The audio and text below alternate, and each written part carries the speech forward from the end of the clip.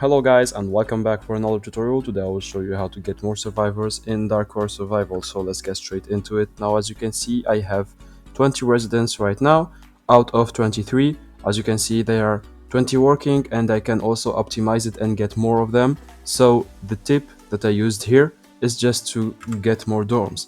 It's as basic as it gets, right? So here as you can see I have a lot of dorms. I have 7 dorms, 8 dorms actually in the gathering ground.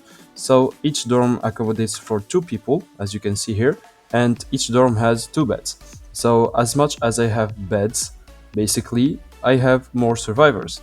And how to get more beds is to get more dorms. So just build a lot more dorms and you will be able to put a lot of beds in them. So there will be a lot of survivors. So that's just pretty basic logic, I think.